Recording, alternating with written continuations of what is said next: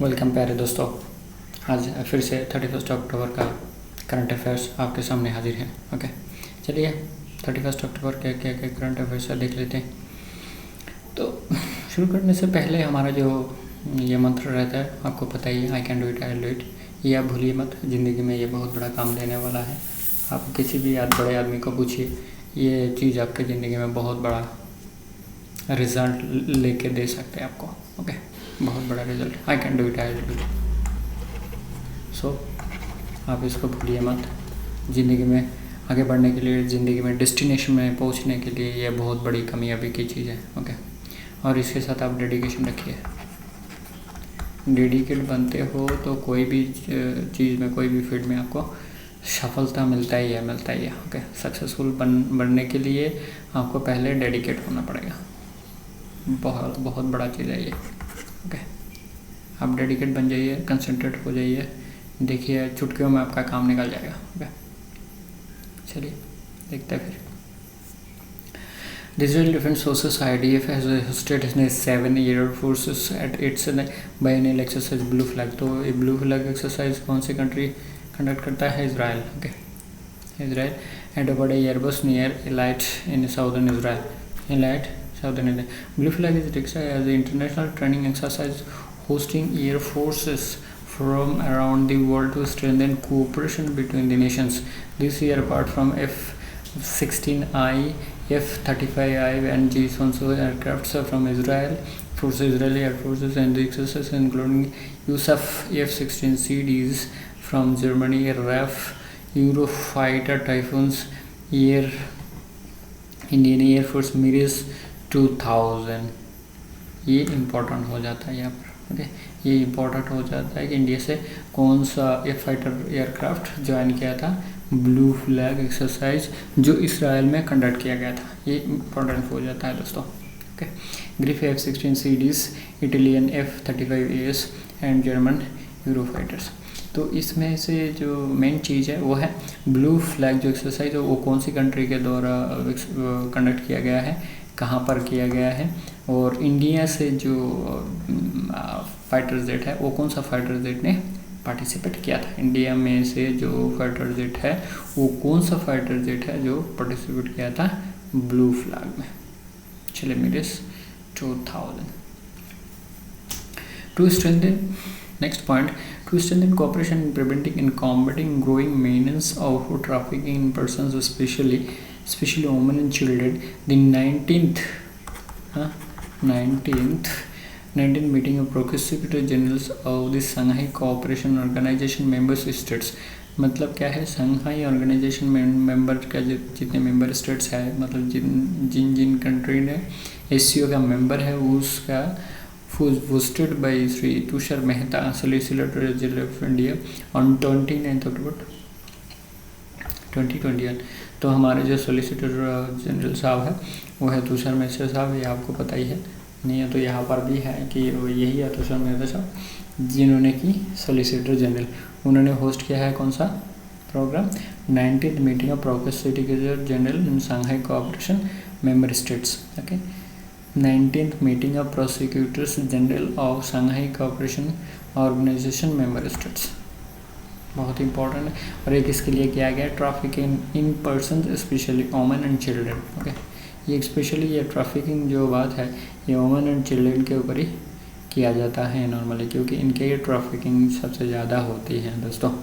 तो ये जो SCO समिट है बहुत बड़ा ऑर्गेनाइजेशन है, मतलब एशिया के अंदर। तो इनके जो समिट है और सॉलिसिटर जनरल होने के नाते और भी इम्पोर्टेंट हो जाते हैं। साउथ कोरिया ने inaugurated world's largest hydrogen fuel cell power plant. The power plant is operated by South Koreans independent power producer company POSCO Energy and Dushan Fuel Cell. It has a capacity of 78 megawatt, constructed at 4 stages for 2017. The project cost about 340 billion won, $292 million US dollar। तो ये खर्चा जितना ज़्यादा important है उससे ज़्यादा important ये है कि लार्जेस्ट फ्यूल सेल जो पावर प्लांट है वो कौन सा कंट्री ने बनाया है, कौन सा कंट्री ने बनाया है और कौन सा कंपनी ने इसमें काम किया है? कौन सा देश ने बनाया है? Which country made this world largest hydrogen fuel cell power plant and which company constructed this? ये इम्पोर्टेंट, साउथ कोरिया हो गया, hydrogen fuel cell power plant and POSCO's POCO POSCO's energy and Doosan fuel cell, okay, POSCO's energy and Doosan fuel cell. देखिए ये CGL और को related exam boards, I mean to say that ये railway हो सकता है, NTPC हो सकता है, ये आप मत बोलिए कि CGL में बोला जाता है तो बाकी एग्ज़ाम के लिए नहीं आएगा, ये गलत बात है। यहाँ पर जो भी पढ़ा जाएगा वो कॉमन चीज़ें पढ़ाई जाएंगे, और वो कॉमन चीज़ें जो कि कॉम्पिटिटिव एग्ज़ाम में आने वाला है, कॉम्पिटिटिव एग्ज़ाम में आने वाले हैं,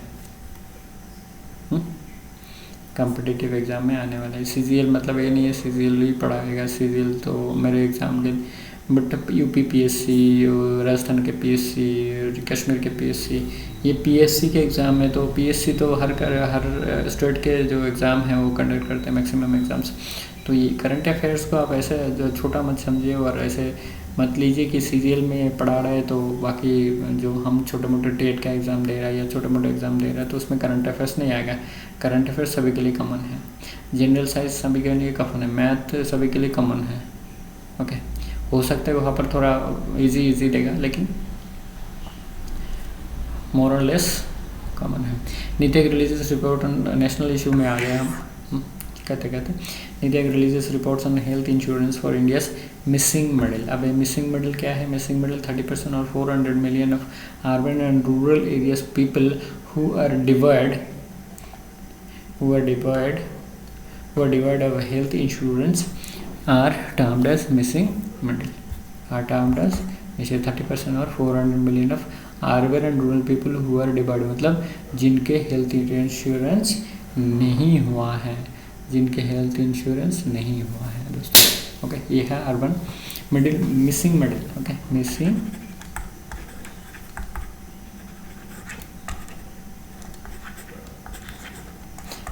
मिडिल, ओके। ये है मिसिंग मिडिल, ये है मिसिंग मिडिल, तो ये हो गया मिसिंग मिडिल। नीति से होगा अमिताभ कांत, ये तो बहुत बड़ा इंपॉर्टेंट क्वेश्चन हो जाता है MCQ। ये हो सकता है आपका स्टैटिक जीके में भी हो सकता है, करंट अफेयर्स में भी हो सकता है। This report is an effort to reinvigorate the dialogue in increasing financial production for health and broader goal of universal health coverage. It outlines the current landscapes, existing gaps, and articulates the broad recommendations and pathways to increase health insurance coverage. मतलब ये जो 30% मतलब समझ रहे हो, 100 में 30 आदमी missing है, 100 में 30 आदमी मिसिंग है, तो इंडिया में ये 140 करोड़ की आबादी है, तो उसमें कितना मिसिंग होगा? बहुत बड़ा एक इशू है ये। तो इनको ही कवर करने के लिए ये है health insurance for India's missing middle, इसको बनाया गया है कि इससे तहत हमको पता लगता है कि कितने लोग मिसिंग हैं और कितने लोगों का हेल्थ इंश्योरेंस कवरेज देना है, ओके दोस्तों, coverage to give, health insurance coverage to, ये बहुत बड़ा इंपॉर्टेंट है। और स्पेशली नीति आयोग का जो CEO है उनका तो क्वेश्चन आता रहता है CGL, NTPC, बैंक के एग्ज़ाम में, टेट के एग्ज़ाम में, पुलिस के एग्ज़ाम में, इंस्पेक्टर के एग्ज़ाम में वगैरह वगैरह। PSC का एग्ज़ाम में तो पूछिए मत, ओके, PSC का एग्ज़ाम में पूछिए मत, ठीक है। चलिए next, CII Asia Health and the 2021 Summit is organized under the theme of Transforming Healthcare for Better Tomorrow। यह है इसका theme, okay. CII Asia Health Summit, CII Asia Health Summit।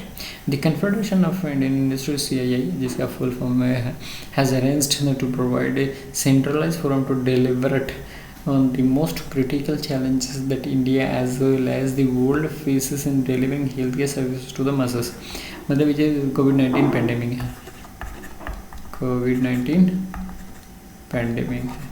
ये पैंडेमिक में क्या हो गया, लोगों को हेल्थ केयर ठीक से दिया नहीं जा रहा था क्योंकि एक दूसरे का कांटेक्ट में नहीं आ सकते थे लोग। ये एक इन्फेक्शियस डिजीज है जो एक दूसरे के जो टच में आएगा उसको पकड़ लेगा। इसी के तहत क्या हुआ, हेल्थ इंश्योरेंस में health care services was not able to provide proper services to the masses. अब अगर किसी का जान का खतरा, वो थोड़ी ना जाएगा सर्विस प्रोवाइड करने के लिए अगर वो कंपल्शन वहाँ पे ना हो, मतलब गवर्नमेंट सर्विस ना हो। मतलब क्या है, गवर्नमेंट सर्विस ना हो, ओके, गवर्नमेंट सर्विस ना हो तो उसके पास कोई कंपल्शन नहीं है, उसको ये इच्छा हुआ गया और इच्छा हुआ नहीं गया। तो इसी के लिए ये समिट को ऑर्गेनाइज किया गया है। The Confederation of Indian industry arrange to provide centralize forum to deliberate on the most critical challenges that India as well as world faces during delivering healthcare services to the masses, with a focus to digital transformation that results in improved patient outcomes, experience and betterment। तो ये कोविड-19 चलते हुए जो देश में बहुत बड़ा जो धक्का लगा, ये एक दूसरे का कांटेक्ट में नहीं आ सका, इसीलिए क्या हो गया, हेल्थ केयर सर्विस में भी बहुत बड़ा नुकसान पहुंच गया, because it is infectious disease. चलिए, The Defense Research and Development Organization and the Indian Air Force on Friday, October 29, jointly flight tested an indigenously developed long-range bomb (LRB) from an aerial platform.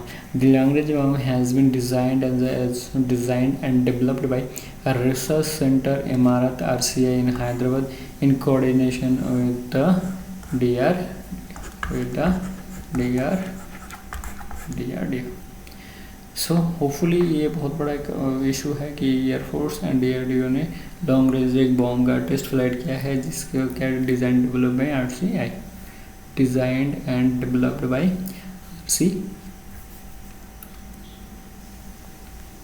RCI। आज 31 अक्टूबर है दोस्तों, आपको पता है बहुत बड़ा एक महान व्यक्ति का जो ये दिवस है, birth anniversary of Sardar Vallabh भाई पटेल। नेशनल यूनिटी डे और राष्ट्रीय एकता दिवस is celebrated on October 31st since 2014. The day is observed with the patriotic events to mark the birth anniversary of Sardar Vallabhbhai Patel, the man who played an important role in unification of India. It is popularly known as Iron Man India. Sardar Vallabhbhai Patel is credited with unifying world 562 princely state। दोस्तों ये आपका history का एक बहुत बड़ा question है। 562 princely states of the pre-independence country to build the Republic of India,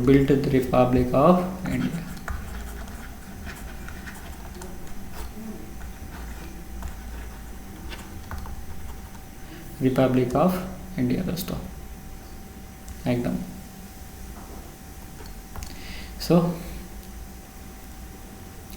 उसके बाद क्या आता है कि the 182 meter tall Statue of Liberty Vallabhbhai Sardar Vallabhbhai Patel, built as the world's tallest and built on the Sadhu Bet islet near the Sardar Sarovar Dam in Kevadia, was inaugurated by the Prime Minister Narendra Modi on October 31st, 2018।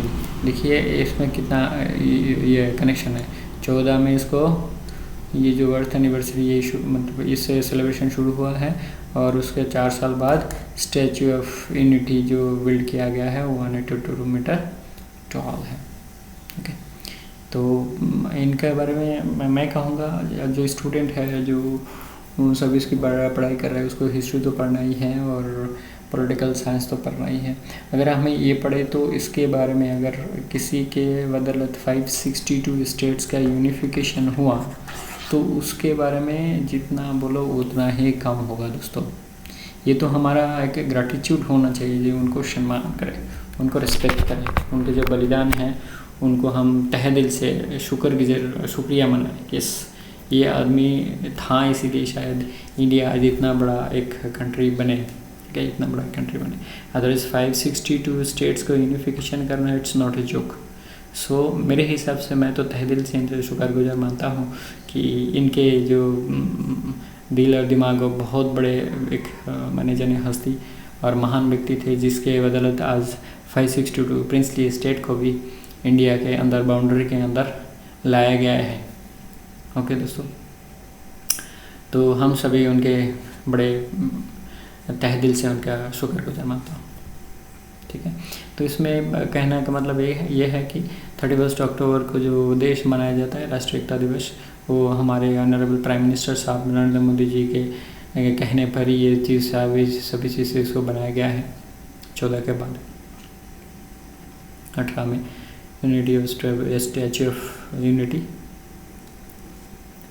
Many states have an initiative of the Ministry of Electronics and Information Technology (MeitY) and Google have partnered to launch Upskill Academy, a growth and development program to train early to mid-stage startups across India. The program focuses on the emerging startup ecosystem in the Tier 2 and Tier 3 cities of India to provide them with the help needed to build scalable app solution।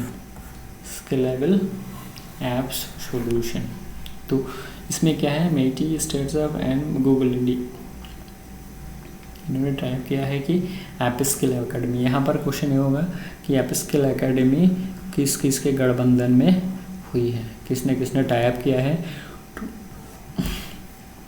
Launch the app skill academy. Okay दोस्तों, app skill academy ये है आपका important question. देखिए इसमें जितने चीज़ हमने बताया national level से आप इंटरनेशनल लेवल से अब हम नेशनल लेवल तक आ चुके हैं, तो ये सभी इम्पोर्टेंट चीज़ें जो एग्ज़ाम में आपके आने वाले हैं और आ सकते हैं। गंगा उत्सव हाईलाइट्स द सिग्निफिकेंस ऑफ जन भागीदारी मतलब जनरल पीपल का जो सिंपल लोग हैं उनके भागीदारी। The revival of Ganga with the focus of encouraging stakeholders engagement and public participations towards rejuvenation of river Ganga. मतलब आपको पता है पोल्यूशन कितना बढ़ चुका है गंगा में, प्लास्टिक से लेके आदमी का फैसेस वगैरह वगैरह बहुत सारी चीज़ों ने मतलब गंगा को पोल्यूशन कर दिया है। तो उसी के तहत इसका क्या है, गंगा को रिजुविनेशन दिया जा सकता है कैसे, उसी के लिए गंगा उत्सव पालन किया जाता है दोस्तों। National mission for clean Ganga celebrates a Ganga Utsav every year to mark the anniversary of the announcement of river Ganga as a national river, that is 4 November. 4 नवंबर को नेशनल रिवर घोषित किया गया था गंगा रिवर को। क्या गंगा रिवर को 4 नवंबर नेशनल रिवर घोषित किया गया था। उसके तहत क्लीन गंगा मिशन जो है वो सेलिब्रेट करता है Ganga mission every year. This year Ganga Utsav is being organised from 1st to 3rd November 2020 and Ganga Utsav 2020 on the river festival will be celebrating not just river Ganga but all the rivers across the country। देखिए मैं जहाँ पे पढ़ना है जल्दी जल्दी पढ़ रहा हूँ और जहाँ पे ब्रेक देना है वहाँ पर ब्रेक देके आपको समझा रहा हूँ। तो ये गंगा उत्सव गंगा रिवर के लिए नहीं है, सारे नदियाँ जितने भारत में हैं उस सभी में इसका सेलिब्रेशन किया जाएगा, जिससे कि जितने भी नदियाँ हैं जितने भी रिवर्स हैं उनको रिजुविनेशन किया जा सके। The celebration this year will be a part of ongoing celebration for 75 years of independence and आज़ादी की अमृत महोत्सव। ये बहुत बड़ा इम्पोर्टेंट एक ये क्वेश्चन है कि आपके MCQ में कि आज़ादी के अमृत महोत्सव कितने वर्ष में बनाया गया है, कितने वर्ष में बनाया गया है। ये अगले साल अगस्त तक 15 तक चलेगा। ओके, अगले साल ये जो आज़ादी के अमृत महोत्सव ये अगले साल 15 अगस्त तक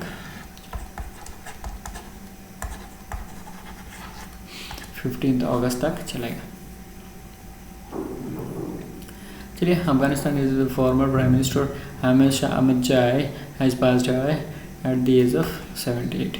तो अफ़गानिस्तान आपको पता है, मैं 2-3 दिन के जो करंट अफेयर्स में उसमें बता रहा हूँ कि अफ़गानिस्तान अभी सेंट्रल स्टेज बन चुका है धरती का, और यहाँ पे वर्ल्ड लीडर्स का एक ही मुद्दा है डिस्कशन का कि कैसे यहाँ पर पीस एंड स्टेबिलिटी लाया जा सकता है, पीस एंड स्टेबिलिटी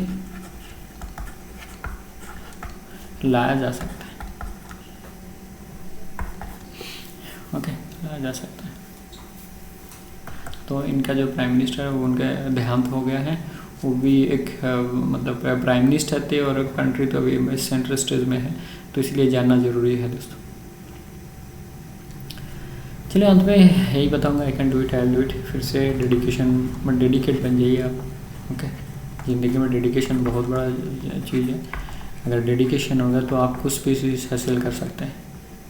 पढ़ाई के टाइम आपके पढ़ाई में ध्यान होना चाहिए। ओके, दूसरे चीज़ों में ध्यान से डिस्ट्रैक्ट हो जाता है पढ़ाई, और कंसंट्रेशन नहीं होगा। डेडिकेशन नहीं होगा तो आपको कंसंट्रेशन नहीं होगा, कंसंट्रेशन नहीं होगा तो आपको पढ़ाई में बहुत ज़्यादा टाइम लगेगा। याद रखने के लिए आपको बार बार इसे पढ़ना पड़ेगा। तो पहले डेडिकेशन लाइए। पहले तो ये बताइए खुद को कि आई can do it, I will do it. खुद के ऊपर बिलीव लाइए, विश्वास लाइए कि आप कर सकते हैं। आप कर सकते हैं तो करेंगे, जैसे कि आप कर सकते हैं तो करेंगे नेचुरली। अगर कोई काम कर सकता है तो क्यों नहीं करेगा, डेफिनेटली करेगा। जॉब हर किसी को चाहिए, किसको जॉब नहीं चाहिए, हर किसी को जॉब चाहिए। तो हर बड़े बड़े आदमी, बड़े बड़े जो यूट्यूबर्स है, बड़े बड़े जो मोटिवेटर्स है, जो सोनू शर्मा सर, फिर संदीप माहेश्वरी सर, इनका देखिए कहते, इनका लेक्चर शुरू होने से पहले ये कहते कि भाई आप अपने ऊपर विश्वास लाइए कि आप कर सकते हैं, आप इस चीज़ के काबिल हैं। You can do it, you are able to do it, you have capability, you have ability to do it. Okay, so क्या बोलूँ इसके बारे में, जितना बोलूँ उतना ही कम है। थैंक्स फॉर वॉचिंग दोस्तों। सब्सक्राइब कर लीजिएगा, आगे से वीडियो मिलता रहेगा आपको। Thank you, thanks for watching. जय हिंद, वंदे मातरम।